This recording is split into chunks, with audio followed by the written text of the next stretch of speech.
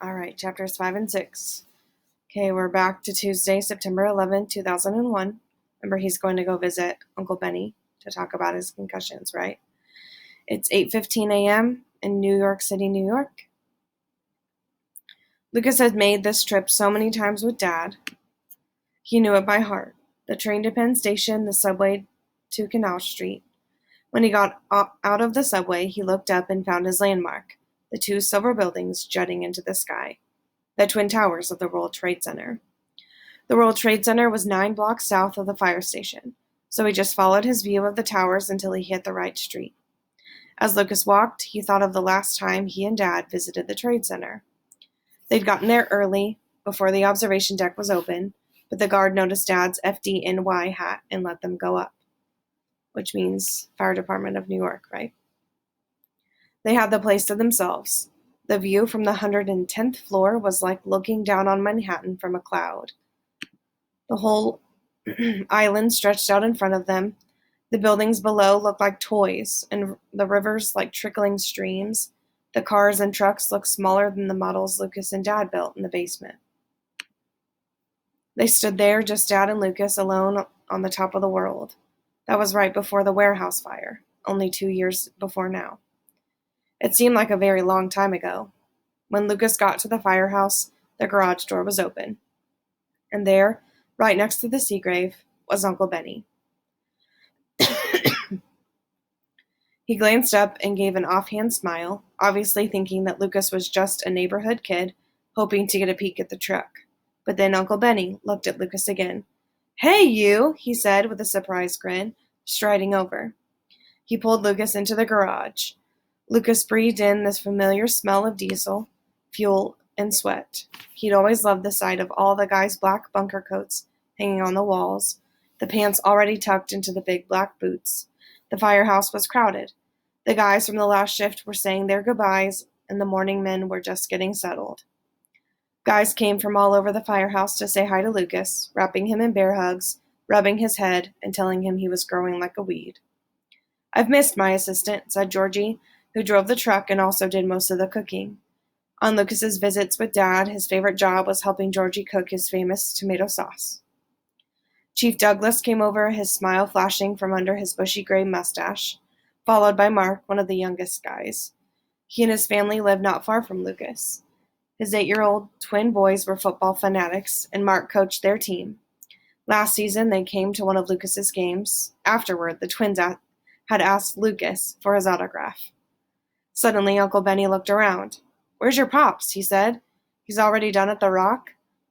Lucas shook his head. "Your mom brought you?" Uncle Benny said. And Lucas shook his head. Uncle Benny eyed Lucas, and his smile faded. "You okay?" he said softly. And Lucas didn't answer. Uncle Benny looked at Georgie, who gave him a nod. "Cover me, will you guys?" Uncle Benny asked. "I'll be back in a few." Uncle Benny led Lucas outside, and they started walking. "This is some kind of day, isn't it?" he said, squinting up at the bright blue sky. Neither of them said anything more, until finally Lucas came out with it. "Mom and Dad are making me quit football," he said, "because of my concussions." Lucas watched Uncle Benny's face, waiting for his eyebrows to mash together in anger, for his cheeks to burn furious red. But Uncle Benny just nodded. Then he looked at Lucas. "I've been worried about you, kiddo," he said. "You've got yourself a darn good brain. I don't want you ending up like poor Stan Walsh." And then it suddenly hit Lucas. It was Uncle Benny who got Mom to bring him to see Dr. Barrett. He must have known he'd been Stan Walsh's doctor. Lucas had come all this way because he thought Uncle Benny would help him, and Uncle Benny was the reason he had to quit. Uncle Benny stopped and put his hands on Lucas's shoulders. It seemed like he was trying to keep Lucas pinned to the ground, like otherwise he'd fly away. He stared at Lucas with those bright, light eyes of his. "You'll find something else," he said. "What else do I have?" Lucas wanted to ask.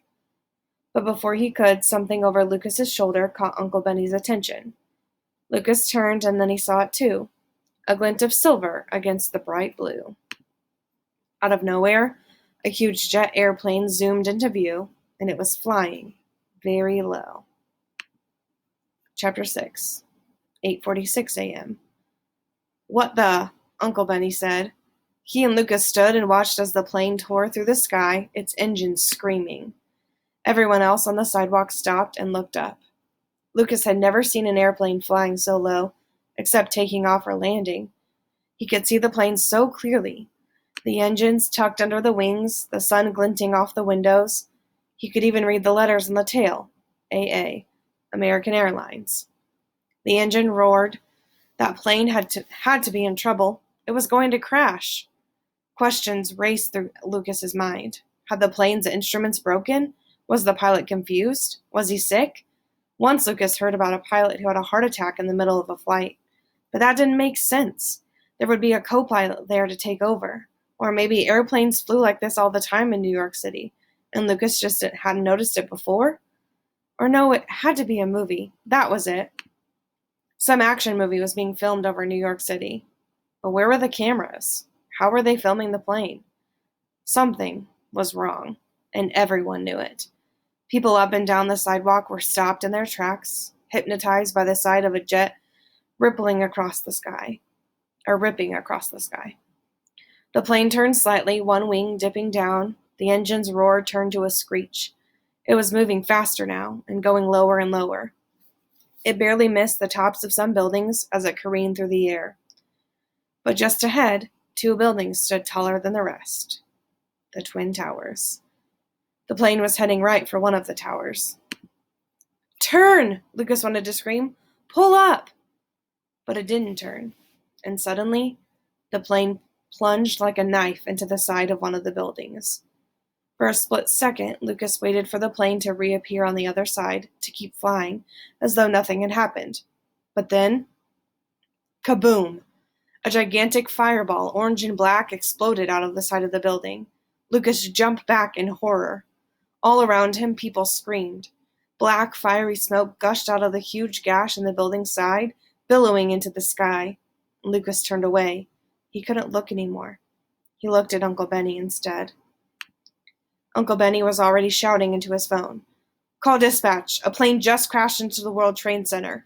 This is a 1060. Yes, a 1060.